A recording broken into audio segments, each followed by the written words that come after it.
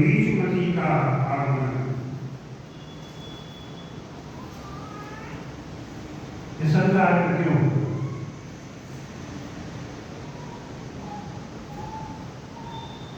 प्रभु यीशु मसीह का आगमन इस संसार में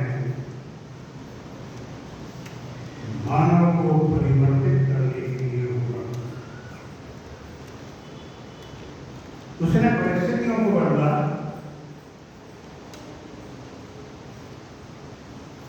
अनेक आश्चर्य कर्म किए, परमेश्वर की सामर्थ उसमें से प्रकट हुई।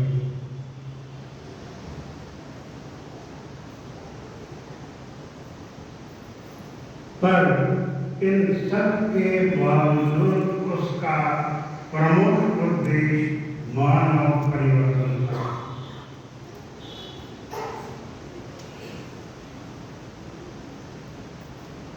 सभी आश्चर्यजनक कार्य उसने ये बताने के लिए किए कि लोग उस पर विश्वास करें, एक बड़ी भीड़ उस पर विश्वास करे कि वह परमेश्वर का पुत्र है, वह मसीहा है, वह क्राइस्ट है, वह जीसस है, वह सेवियर है, वो बचाने वाला।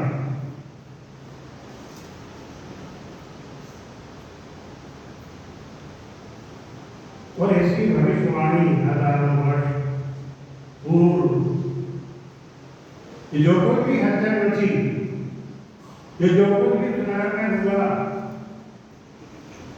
इसकी भविष्यवाणी हजारों वर्ष पूर्व कर दी गई। जी हाँ, प्रभु यीशु मसीह जीसस क्राइस्ट संपूर्ण परिवर्तन लाता है। मात्र सुधारात्मक या अल्पकालीन नहीं, परंतु मूलभूत परिवर्तन मानव जीवन में लाता है। समग्र परिवर्तन, समग्र मानव परिवर्तन, आंशिक परिवर्तन को कोई स्थान नहीं। कैसा कैसा परिवर्तन? ऐसा परिवर्तन और अंतर, समझिए बात को, ऐसा परिवर्तन और अंतर जो दिन और रात में होता है, जो जीवन और मृत्यु में होता है, जो दृश्य और अदृश्य में होता है, ऐसा परिवर्तन को हमारे जीवनों में लाता है। वचन तो हमें बताता है कि वही सृष्टि करता है, वही सब कुछ है, वही रचयिता है। मात्र उसके वचन से सारी सृष्टि का निर्माण हो गया। जहाँ शून्य था वहाँ सृजन हो गया, और जहाँ वीरान था वहाँ विराट हो गया। ये है हमारा जीसस क्राइस्ट, ये है हमारा परमेश्वर। जहाँ शून्य था वहाँ सृजन हो गया, और जहाँ वीरान था वहाँ विराट हो गया।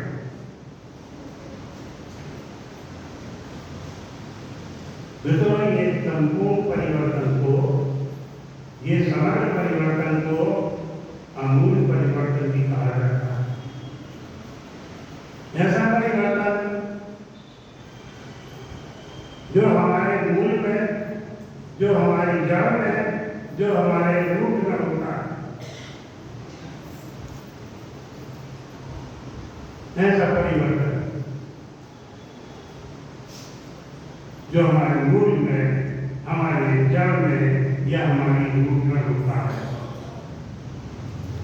कभी आपने ये सोचा, वचन पढ़ते हैं, वचन सुनते हैं, वचन का अवलोकन करते हैं, उसका मनन करते हैं, कभी ये सोचा कि हमारे मूल में क्या है, हमारे रूप में, हमारी जड़ में क्या है? मित्रों, हमारे जीवन की जड़ में, मूल में पाप है।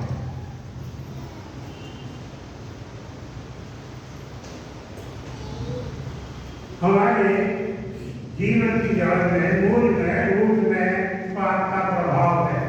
इसलिए एक भी धर्मी नहीं, कोई धर्मी नहीं, सबने पाप किया है और परमेश्वर की महिमा से रहित हैं। इसीलिए तो परिवर्तन चाहिए। इसीलिए तो जीसस समग्र परिवर्तन लाता है, अमूल परिवर्तन लाता है। पर हमारे मूल में तो पाप बैठा है, हमारी जड़ में तो पाप बैठा है। परिवर्तन होगा कहाँ से? पौधे की जड़ में कोई खराबी हो जाए, कीड़ा लग जाए या दोषारोपण हो जाए, पौधा नहीं बनता। मनुष्य की जड़ में, मूल में पाप बैठा है, मनुष्य नहीं बनेगा, पापी कहलाएगा, धर्मी उसको कोई नहीं बोलेगा। जीसस समग्र परिवर्तन लाता है। हमारी जड़ में, हमारे मूल में पाप का प्रभाव है। ऊपरी तौर से यदि परिवर्तन हो तो काम नहीं चलेगा। जीवन में परिपूर्णता का एहसास कभी नहीं होगा। हमारा खाली मन जाएगा नहीं। हमें समग्र परिवर्तन की आवश्यकता है। नीचे से ऊपर तक की परिवर्तन की आवश्यकता है। जरूर है कि संसार, धन, पद, वातावरण और संस्कृति और सभ्यता व्यक्ति को प्रभावित करती है। जो व्यक्ति को ऊपरी तौर से तो बदल सकती, संस्कृति है, बदल सकती है। आप बड़े प्रभावशाली पद पे हैं, आपके पास संसार का और धन है, परंतु भीतर से, इनर से, भीतर हृदय से, अंतरात्मा से, स्वभाव से और मस्तिष्क से परिवर्तन यदि नहीं आए तो ये परिवर्तन नहीं कहलाएगा। ये संपूर्ण है, समग्र परिवर्तन नहीं होगा, अमूल परिवर्तन नहीं होगा। मित्रों, ये केवल प्रभु यीशु मसीह के द्वारा ही संभव है। उदाहरण देखिए, हम भलीभांति जानते हैं अमेज़न के जंगलों में जिन सेवे जंगली लोग रहते, यह बाइबल के बाहर भी इतिहास में ऐसे उदाहरण है जहाँ नरभक्षी नर को खा जाए, मनुष्य को खा जाए। नरभक्षी संस्कृति विहीन नरमुंडों की माला पहनने वाले लोग, ऐसे लोगों ने भी यीशु मसीह को पहचाना। प्रेम, आदर, क्षमा और सहानुभूति रखने वाले ये असभ्य लोग सब बदले। क्या हुआ? इनके जीवन में अमूल परिवर्तन। A miraculous change in the life of private people. Miraculous change in the life of these private people of Ramadan. यदि कोई संस्कृति नहीं थी, जिनका कोई प्रभाव नहीं था, जिनके पास कोई ज्ञान नहीं था, इनने यीशु मसीह को पहचान लिया, इनने जीसस को पहचान लिया, इनने परमेश्वर को पहचान लिया। समग्र परिवर्तन हो गया, सब हो गए जंगली से, सब हो गए सिविलाइज हो गए, सिविलाइज से सिविलाइज हो गए। एक परिवर्तन देखा है। तो यीशु का पुनरुत्थान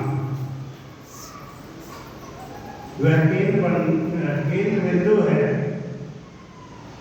वो इतिहास की प्रमुखतम घटना है जहाँ मृत्यु का समापन और जीवन का आरंभ होता है,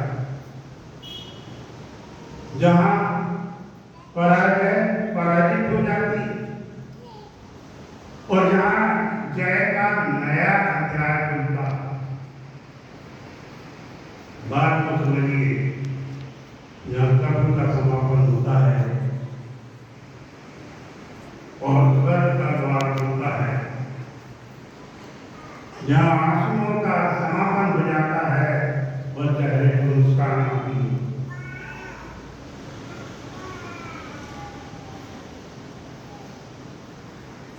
जहाँ आंसुओं का रंग और मुस्कान का रंग होता है, ये तो जहाँ संसार का समापन और परमेश्वर के राज्य की स्थापना होती है। इसे कहते हैं समग्र परिवर्तन, अमूल परिवर्तन, संपूर्ण परिवर्तन।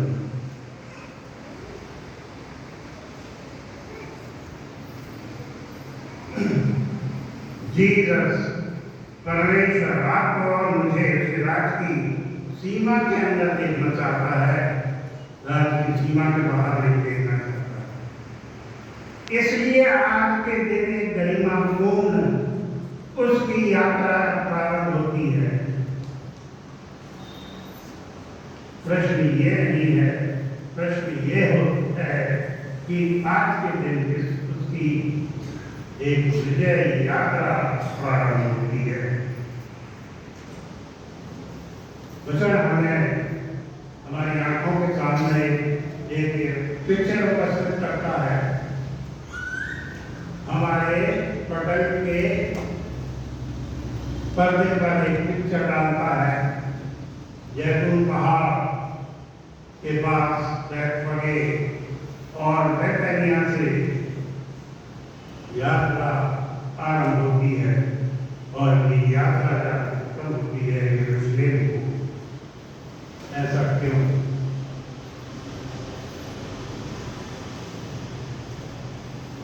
ऐसा इसलिए कि वह हमें आंसुओं की झील में डूबते हुए देखना नहीं चाहता।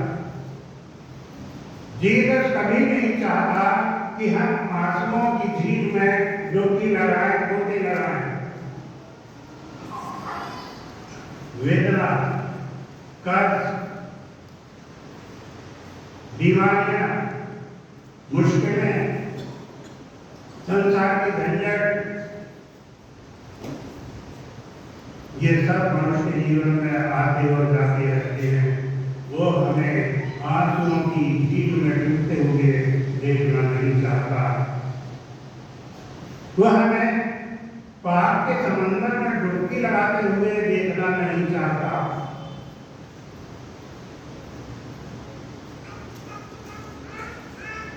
वह हमें अपने राज्य की सीमा के भीतर निर्जल झरने के पास खड़ा हुआ देखना चाहता है। जीवन के जल के छोटे के पास खड़ा हुआ देखना चाहता है। इसलिए वह हमारे लिए यह धन्य यात्रा करता है। गुजरने की यात्रा प्रभु ने क्यों की? इसलिए कि इन कष्टों में, इन दुखों में, इस लाचारी में वो हमें देखना नहीं चाहता। चाहता है, वह यात्रा करता है कि हमारे जीवन में समग्र परिवर्तन ला सके। नए नियम पर हमारे मरकुस, लूक और यूहन्ना सब में ये वाली घटना व्याप्त है। इसलिए ये मसीहों का कहते हैं कि बड़ा अच्छा त्यौहार है, महत्वपूर्ण त्यौहार है। परमेश्वर हमारे लिए यात्रा करता है। एक खुशी का अवसर है कि वो हमारे लिए यात्रा कर रहा है और इसे याद करने के लिए इस घटना को हम याद करते हैं जिसमें प्रभु यीशु मसीह ने जुलूस के रूप में एक गधे के बच्चे पर बैठकर यात्रा की। यरूशलेम नगर के अंदर से विजयता के रूप में प्रवेश किया। यीशु के आगे पीछे बड़ी भीड़ थी। वचन में बताता है, होशन्ना होशन्ना नारे लग रहे हैं। पृथ्वी से आकाश का होशन्ना की गूंज है। नगर में हलचल मची हुई है, लोगों में हलचल मची हुई है। लोग क्या बोल रहे हैं? ये तमाशबीन लोग, ये भीड़ के लोग, ये क्या बोल रहे हैं और क्यों बोल रहे हैं, किस लिए बोल रहे हैं? मत्ती की पुस्तक 21वें अध्याय का अभी आपके सामने अभी एक प्रस्ताव मुझे जा रहा था। तो मैं इस प्रकार से लिखा हुआ, दाऊद की संतान को होशन्ना, धन्य है जो प्रभु के नाम से आता है। होशन्ना,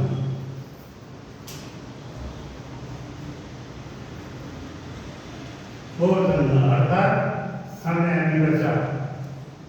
सेव अस नाउ,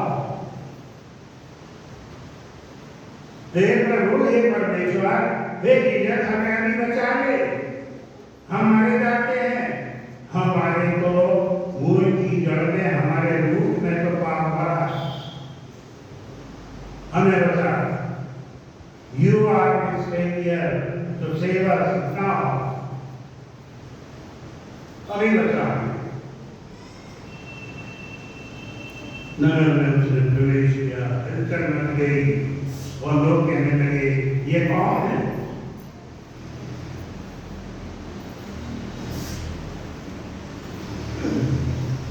और गली ये नासरत का नबी यीशु है, ऐसी आवाज उस भीड़ में से आई। ये कोई और नहीं, यीशु है, नबी है, नासरतवासी है, ये बचाने वाला यही बचा है। मरकुस अध्याय 11 में इस कथन की इसमें पुष्टि की गई है।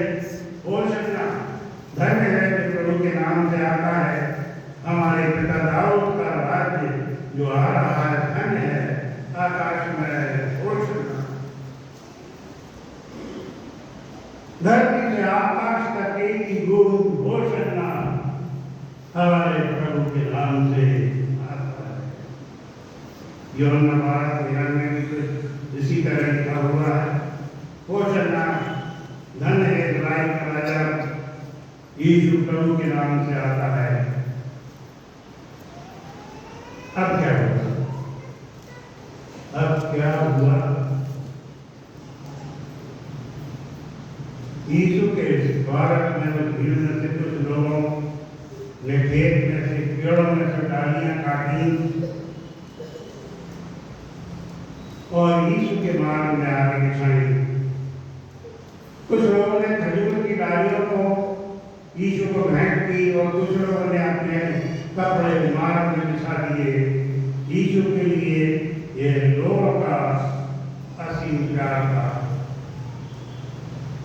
जिसके पास जो उपलब्ध था, जो कुछ कर सकता था, उन्होंने कर दिया। डालियां काट के बिछा दी, कपड़े बिछा दिए। जिसके पास जो उपलब्ध था, उन्होंने यीशु के लिए कर दिया। आपके और मेरे पास यीशु के लिए क्या था?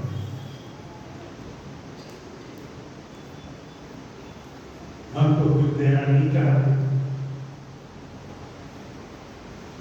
हम तो कुछ देना नहीं चाहते। इन गरीबों ने, इन लोगों ने जो प्रभु को असीम प्यार करते थे, अपने तन के कपड़े भी उतार कर और उसके स्वागत में बिछाया। बड़ा अच्छा स्वागत, मन भावना स्वागत। इससे क्या होगा मित्रों? ये वहां पर जो फरीसी, शास्त्री और प्रधान याजक थे, ये देखते चलते यीशु के स्वागत को देख के ये धर्मी जन, इसको बोलूंगा मैं, सो कॉल्ड धर्मी जन, ये टूटी हुई कपड़ों के समान, अंदर से बाहर से श्वेत, अंदर से सर्वांग वाले लोग जल गए, भूल गए, जिनको प्रभु का स्वागत अच्छा नहीं लगा। It was not appealing to them at all. यीशु का बहकावा उनको अपीलिंग नहीं लगा, हृदय से खुश नहीं हुए। अरे धर्मी जन से खुश होना था, जल गए। यीशु का इस प्रकार स्वागत करना उन्हें अच्छा नहीं लगा। अतः उन्होंने यीशु से कहा, हे गुरु, अपने चेलों को डांट। तू सुनता है कि ये क्या कह रहे हैं? लेकिन प्रभु यीशु के इस प्रकार का स्वागत, परमेश्वर की स्तुति उसे यीशु को स्वयं को अच्छी लग रही थी।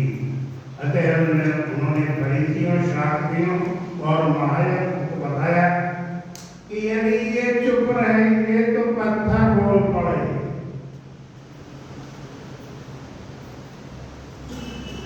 इन्हें चुप मत करो, यदि ये चुप रहे तो पत्थर बोल पड़ेंगे। जानते हैं कि हमारे मंडली के बच्चे खजूर की डाली में फूल लगाते हैं, उसे सजाते और आते हैं। ये मैं वर्षों से देख रहा हूँ। मन में उल्लास होता है, खुशी होती है, इसलिए बच्चे ऐसा करते हैं। यहाँ लोग भी कर रहे हैं, बच्चे भी कर रहे हैं। शास्त्री, फरीसी और महायाजकों को जीसस का इस प्रकार का स्वागत नहीं भागा। कहते डांट यदि मैं डांटूंगा तो ये पत्थर बोल उठेंगे।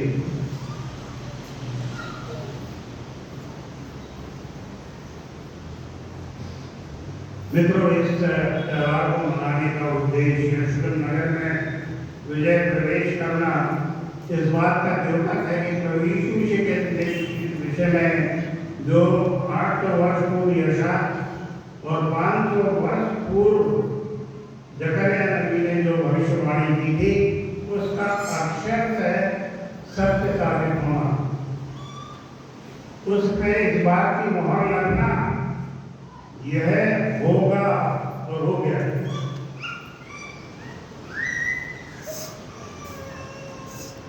सत्यता का परीक्षण करना चाहते करिए। यशा 65:11 में देखिए, जकरिया 9:9 में देखिए, सत्यता का प्रमाणीकरण अपने आप हो जाएगा। चलिए, खजूर की डालियों में क्या है? इस्राएल देश व आसपास के देशों में खजूर का वृक्ष होना एक बड़ी सामान्य सी बात है। जैसे हमारे यहाँ आम के झाड़ होते हैं और दूसरे दीगर झाड़ होते हैं, वैसे वहाँ पर इसके खजूर के वृक्ष होते हैं।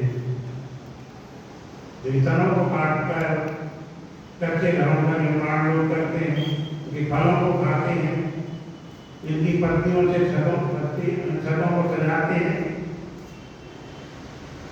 इस प्रकार संपूर्ण एक खजूर का वृक्ष उनके लिए बहुत लाभदायक है। लंबे समय तक खजूर का वृक्ष जो है जमीन में खड़ा रहता है।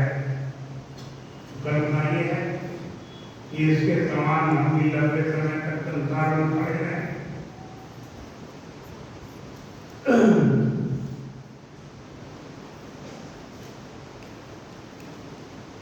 क्या आप जानते हैं कि इस खजूर की डाली का रहस्य प्रकाशित वाक्य उसके साथ में अध्याय 9 में प्रतिपादित किया गया है, जहाँ इस प्रकार से लिखा हुआ है।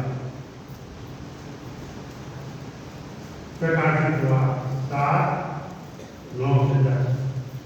इसके पश्चात मैंने दृष्टि की और देखो, प्रत्येक जाति, समस्त लोग और भाषा से लोगों की एक बड़ी थी, जिसमें कोई गिर नहीं सकता था, श्वेत वस्त्र पहने तथा हाथ में खजूर की डाली लिए हुए सिंहासन और मेमने के सामने खड़ी थी।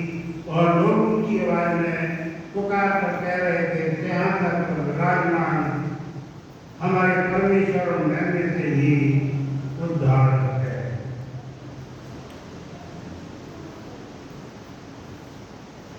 थोड़ा सा इसका आध्यात्मिक अवलोकन भी किया जाए।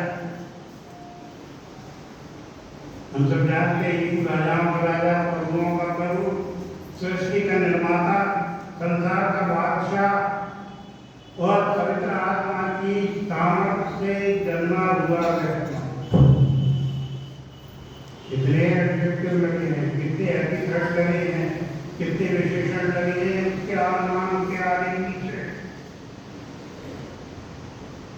ये उसकी महानता आपके नाम क्या है, विशेषण, मेरे नाम क्या है, विशेषण, मेरे नाम के पीछे कोई विशेषण है।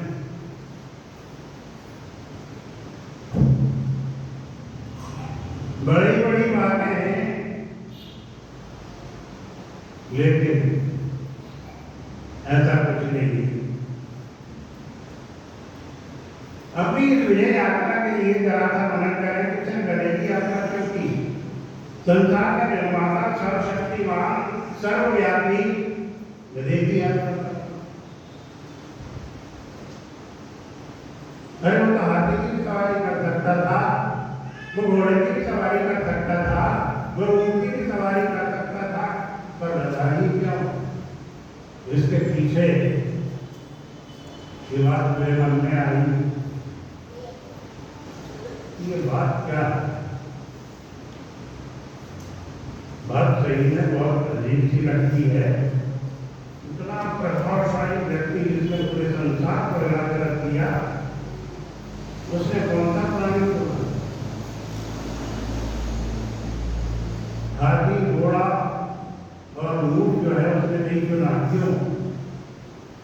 इसलिए कि हाथी, घोड़ा और ऊँट का प्रयोग युद्ध में लड़ने के लिए किया जाता है, और ये व्यक्ति नम्र है, दीन है, ये इनके ऊपर बैठकर सवारी नहीं कर सकता। मन में नम्र और दीन है, दूसरों के सामने झुकने वाला है, अकड़ा दिखाने वाला नहीं, झुकने वाला। अरे वो वक्त यहाँ तक झुका कि उसने अपने पैर, चेलों के पैर अपने हाथ से धो दिए। आप उन्हें झुक सकते हैं, इतने नम्र हो सकते हैं। बातें बड़ी बड़ी हैं, विशाल हैं, विराट हैं, लेकिन अवलोकन करने के पश्चात पिछली लाइन में कहीं दिखाई देती है। जरा एक निग्लेक्टेड प्राणी, त्यागित प्राणी, परमेश्वर ने इस्राएलियों से हर जीव जंतु के पहलुओं को स्वीकार किया था, ऐसा हम पढ़ते हैं। लेकिन गधे के पहलुओं को उसने स्वीकार नहीं किया। ये दूसरी बात। उसके लिए इस प्रकार का संदेश आप ये निकालें, नगरम 34, 19 और 20 आयत में लिखा है, हर एक पहलौठा मेरा है, एक बछड़ा का मेमना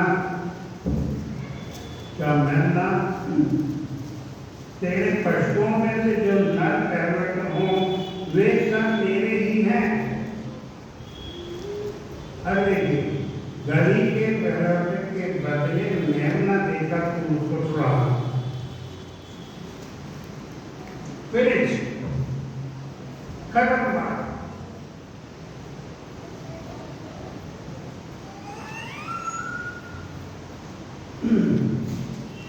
अतः हम कह सकते हैं गधे का त्याग की व्यवस्था है, शरीयत की कमी थी, इसलिए प्रभु यीशु ने यरूशलेम में विजय प्रवेश पर गधे का प्रयोग किया और संदेश दिया।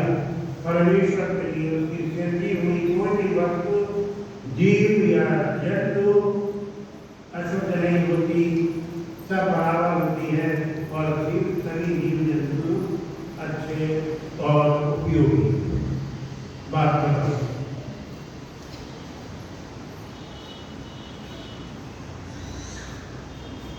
जैसे बहुत से मसीह लोग सांप को शैतान का रूप मानते।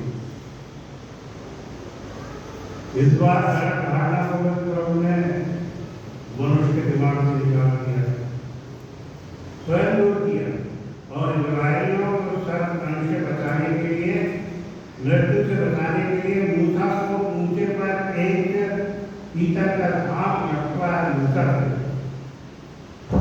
सांप का डरा है, जो भी इसको देखेगा वो बच जाएगा। तो सांप को तो झूठ कहा गया, ऐसा थोड़ी कहा गया, उसका 3 पुस्तक नाम पढ़ो।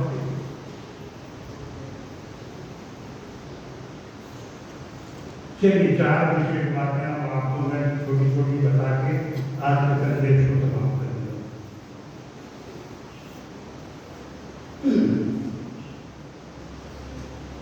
नंबर 1, जिसके साथ यीशु हो, जीसस हो, उसका भी सम्मान बढ़ता है। तो यीशु तो गधे पर बैठे थे, लेकिन मार्ग में बिछाए जाने वाले कपड़ों और डालियों पर चल रहा, गधा चल रहा। वह जो हमेशा के लिए निगलेक्टेड था, त्याजित था, बेकार जानवर था, यीशु के साथ वो सम्मान पा रहा था, क्योंकि प्रभु यीशु के काम आ रहा था। भाव, इसका भाव क्या है समझिए इस बात को। बहुत से सत्य और मानने वाली बात है, जो प्रभु यीशु का काम करते हैं। रिपीट करूंगा, चलिए, जो प्रभु यीशु का काम आप करते हैं या करता है, वो सम्मानीय हो जाता है, वो अपने आप सम्मानीय हो जाता है, तो बोलने की जरूरत नहीं पड़ती। प्रभु यीशु के साथ ये गधा भी सम्मानीय हो गया, सम्मान पा रहा था, बिछाए हुए कपड़ों पर चल रहा था। क्या आप प्रभु यीशु का काम करते हैं?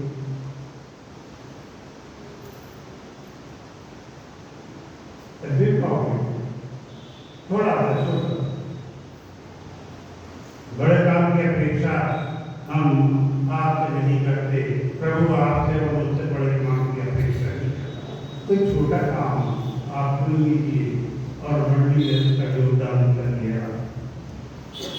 सम्मानीय, प्रभु की दृष्टि में आप सम्मानीय हो जाए। नंबर 2,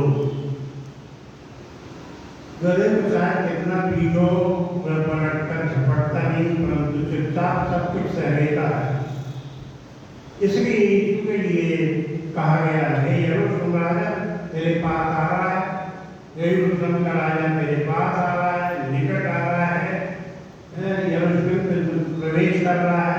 वह लाडू के बच्चे पर सवार है, वह नम्र है, दीन है, और अपने आपके और मेरे सारे पापों को, सबके पापों को अपनी पीठ पर लाद कर चल रहा है, मार सह रहा है, अपमान सह रहा है, जन्नत सह रहा है, कोड़े खा रहा है, और अपमान किए जाने पर ही वो विनम्र है।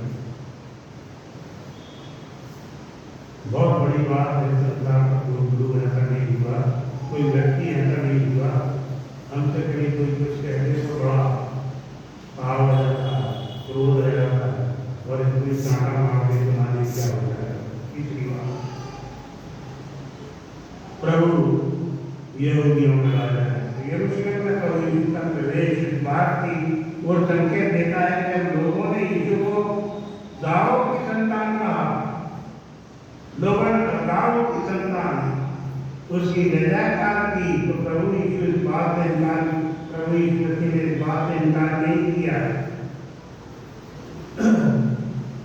और आज के जुलूस में, उत्साह के इस पर्व में, विजय के इस पर्व में ये बात अक्षर सत्य साबित हुई। ऐसा कहते हैं जब प्रभु यीशु मसीह आफ्टर सेकंड कमिंग, उसके द्वितीय आगमन के बाद देती है, उसके दिल से राज्य करेगा, तब ये बात सत्य होगी। और ये चीज जो है अभी अपूर्ण है, इसमें अभी समझ में परिवर्तन है। अब कहेंगे क्यों? अभी जो आया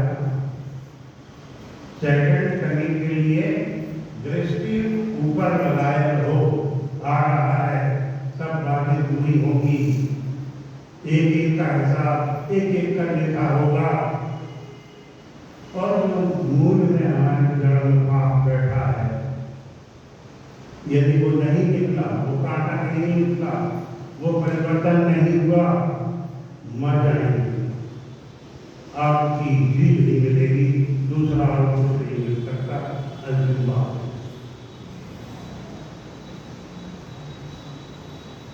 परमेश्वर का वचन हमारे शरीर को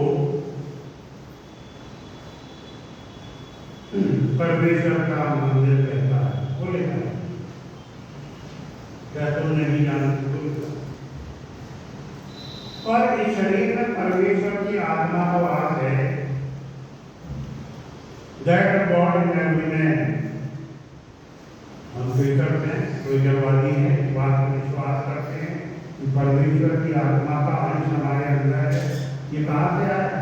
अरे वो मिट्टी में फूंक दिया, पुतले में फूंक दिया, वो जीव फूंक दिया उसके लक्षणों में, वो मिट्टी खड़ी हो गई, आलम बन गया, यहाँ से आया। नहीं तो तू क्या था? धूल था, मिट्टी था, पुतला था, निर्जीव था जिसमें कोई जान नहीं थी। हमारे अंदर परमेश्वर का आत्मा वास करता है।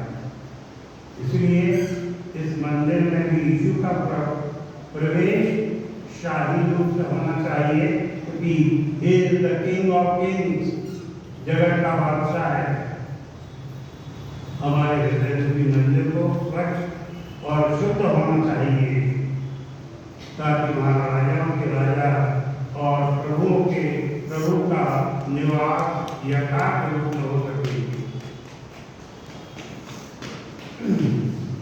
मित्रों, हजूर का रविवार पाम संडे मनाना इस बात की ओर संकेत करता है कि हम आत्मिक रूप से प्रभु यीशु को अपने हृदय रूपी यरूशलेम के मंदिर में राज करने दें और वहाँ उसकी आराधना, स्तुति, प्रशंसा और केवल धन्यवाद की वार्ता हो। प्रभु वचन को आशीषित करे, हम सबको बड़ी आशीष दें।